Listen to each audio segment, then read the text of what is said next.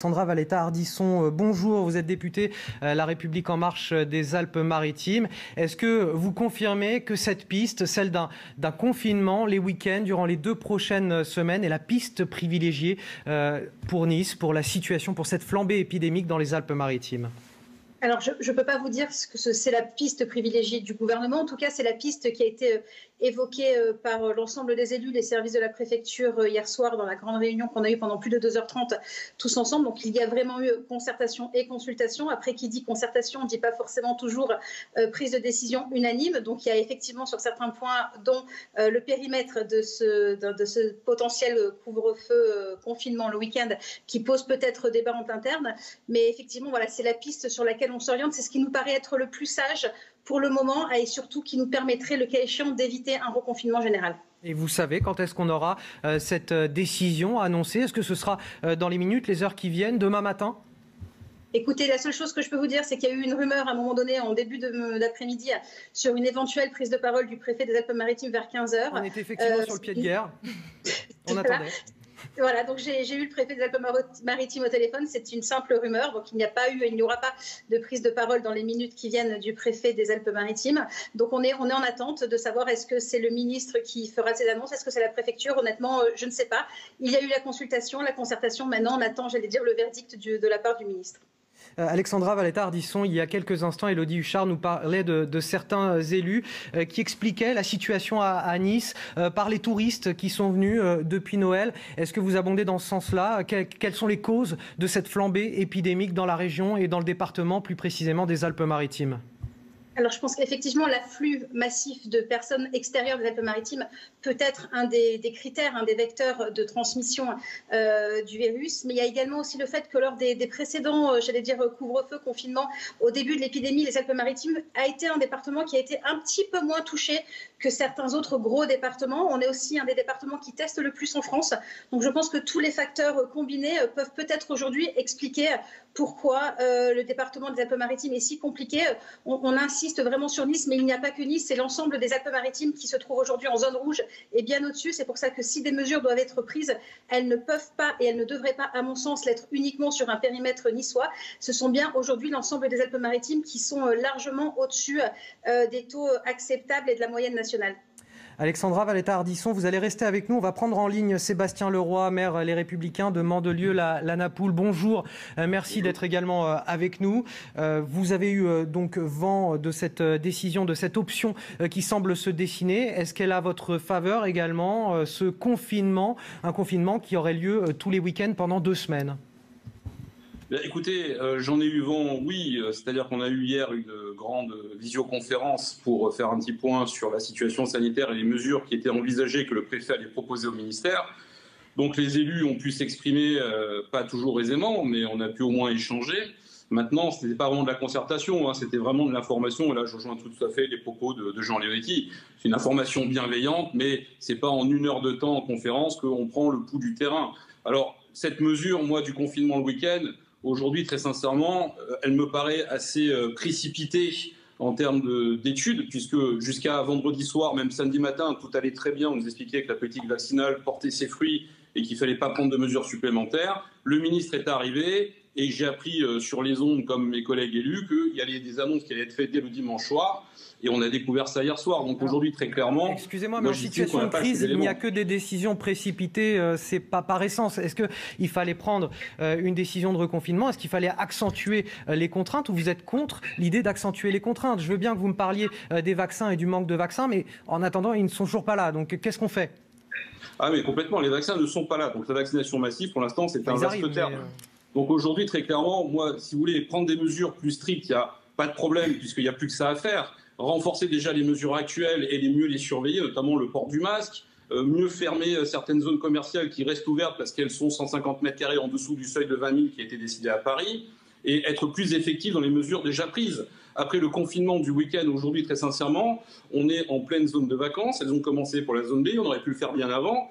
Et le taux d'incidence supérieur dans les Alpes-Maritimes, ce n'est pas une découverte, c'est le cas depuis début janvier. Depuis début janvier, dans le département des Alpes-Maritimes, on est 3 fois au-dessus de la moyenne nationale. Donc moi, je suis contre rien, mais qu'on se donne au moins le temps de se poser, de l'étudier, parce qu'après, il faut le mettre en œuvre. C'est bien de faire des grandes annonces, mais après, sur le terrain, il faut que ça marche. Et on ne peut pas reconnaître, accorder au gouvernement sa volonté d'avoir voulu territorialiser des mesures. Vous nous dites que finalement, ce n'était pas véritablement une concertation, mais une information, c'est ça ?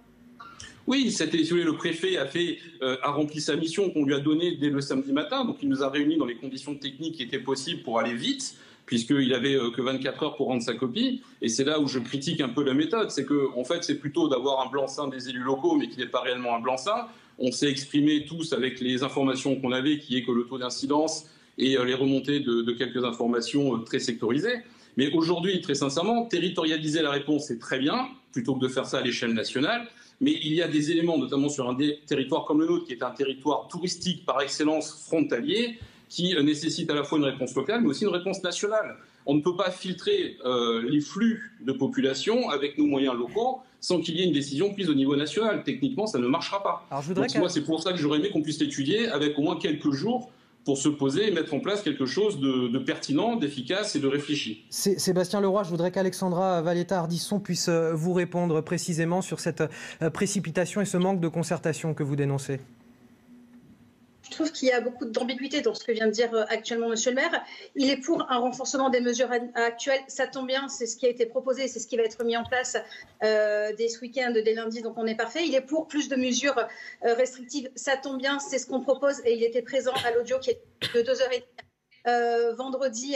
Et les mesures restrictives, notamment le potentiel hypothétique confinement le week-end, ça ne sera pas à partir de forcément lundi, mais à partir du week-end prochain, ce qui laisse une semaine pour s'organiser. Donc on voit bien là que quelque part, on est tous parfaitement conscients que la situation dans l'Alpes-Maritimes est parfaitement compliquée.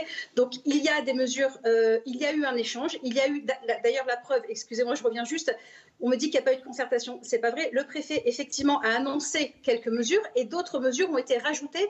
Des propositions de sénateurs LR, notamment, ont été rajoutées et sont remontées aujourd'hui au gouvernement. Donc, on voit bien, notamment, j'allais dire, la fermeture potentielle des Alpes-Maritimes aux touristes, sauf évidemment motif impérieux pour la période des vacances scolaires. Comme l'a dit Monsieur le maire, on est en période de vacances, donc on a beaucoup plus d'afflux dans notre territoire. Alors, bien évidemment, c'est jamais avec plaisir qu'on prend des mesures restrictives, mais c'est à nous aussi, élus, d'être responsables. Et être responsable, c'est quoi? C'est surtout protéger la sécurité des mares alpins. Et aujourd'hui, on n'a pas d'autre choix que de prendre des mesures restrictives. Donc, je pense que sur le fond, on est parfaitement d'accord sur ce qu'il faut faire. Après, il y a des jeux politiques et je trouve qu'en ce moment, l'heure n'est pas aux jeux politiques, mais plutôt à la concorde. Et donc, mettons-nous tous autour de la table. Il y a beaucoup d'ALR aussi qui considèrent aujourd'hui qu'il faut faire ce confinement le week-end, dont des membres du département, Éric Ciotti pour ne pas le citer, qui lui-même a dit effectivement on n'a pas le choix, il faudrait faire un confinement le week-end sur la bande littorale. Donc on sait très bien qu'on n'a pas le choix, c'est à contre-cœur. On verra ce que va décider bien évidemment le gouvernement et les mesures et les annonces qui vont être faites. Mais aujourd'hui, on n'a pas d'autre choix. Donc laissons de côté les querelles politico-politiciennes et aujourd'hui œuvrons de concert tous ensemble pour l'intérêt et la protection des mares alpins. Moi aujourd'hui, le message que je veux passer, c'est vraiment ça. Et dire qu'il n'y a pas eu de concertation, ce n'est pas vrai. Des mesures qui ont été annoncées, proposées surtout par des élus et des élus LR lors de cette réunion qui a duré plus de 2h30, ont été remontés au ministère. Donc on ne peut pas dire qu'il n'y a pas eu de concertation. Il n'y a pas eu d'unanimité, ce qui est vrai sur certaines mesures. Et je peux comprendre certains maires du littoral qui n'ont pas envie de voir leur territoire fermé les week-ends. Je peux parfaitement le comprendre et l'entendre. J'habite moi-même dans une ville du littoral. Donc c'est effectivement des mesures qui m'embêtent. Mais on n'a pas le choix. Et si ça peut permettre d'éviter, comme je vous le disais, de faire exploser encore plus le nombre de cas dans les Alpes-Maritimes et surtout un confinement général, j'allais dire tentons-le, essayons-le. On ne peut pas avoir des discours comme vous avez eu qui consistent c'est-à-dire on n'en fait pas assez, il fallait le faire depuis plus longtemps, mais en même temps, il faut réfléchir et nous donner le temps de trouver d'autres solutions. À un moment donné, il faut être concret, il faut être responsable. Et c'est exactement ce que nous, élus, on a essayé de faire. Et c'est ce que va faire le gouvernement qui agit de manière graduée et proportionnée depuis le début de cette crise. Madame la députée, j'ai une question notamment concernant la concertation qui a eu lieu. Est-ce qu'il a été évoqué, par exemple, la possibilité d'interdire les mouvements d'entrée et de sortie du département ou d'une certaine zone ? Tout à fait. Ça m'a été une proposition d'élus, de parlementaires LR, effectivement, qui ont proposé à un moment donné des mesures de restriction. On est en période de scolaire, donc des vacances scolaires, donc on est en période où il y a beaucoup de flux. En plus, on a une météo extrêmement clémente en ce moment dans les Alpes-Maritimes. Donc la proposition qui a été faite, c'était de limiter vraiment aux motifs impérieux, les plus importants, les déplacements, les entrées, surtout de personnes extérieures aux Alpes-Maritimes sur notre territoire. Donc ça fait partie effectivement des mesures proposés par certains élus LR qui sont remontés suite à notre concertation au ministre de la Santé. Alexandra Valletta-Ardisson, Sébastien Leroy, merci d'avoir débattu à l'antenne de façon indirecte. Merci à tous les deux. On va revenir sur ce plateau pour avoir un avis scientifique. Un dernier mot de Sébastien Leroy. On vous laisse un dernier mot de réponse. Rapidement, s'il vous plaît. L'esprit politique, déjà, la visioconférence, c'est pas vendredi soir, c'était samedi soir. Et à aucun moment, on a dit qu'on était contre des mesures plus strictes. Non, c'était samedi soir, c'était hier. Et par ailleurs, vous voyez, c'est typique. On en a parlé hier, on a eu le même débat. À chaque fois qu'on vous fait une critique ou une remarque, c'est de la politique politicienne. Par contre, vous, dès que vous affirmez quelque chose, c'est forcément vertueux, c'est ce qu'il faut faire. Moi, je ne vous dis pas qu'on est contre le renforcement, y compris un éventuel confinement du week-end, sauf que ce n'est pas quelque chose qu'on déclenche comme ça en 3 heures de temps, alors qu'on est en pleine période et que vous avez déjà des gens qui sont sur la route, qui ont réservé. Et donc, il faut se poser pour voir comment on le rend effectif et surtout efficace. Sinon, c'est des effets d'annonce et ça ne sert à rien. Si c'est cette décision qui est prise, vous aurez 1 semaine pour vous préparer, puisque ça sera pour le week-end prochain. Je vous remercie de ce préavis amplement suffisant. Merci à tous les deux. On ne vous mettra pas d'accord sur cette question-là. On a eu, évidemment, on voit bien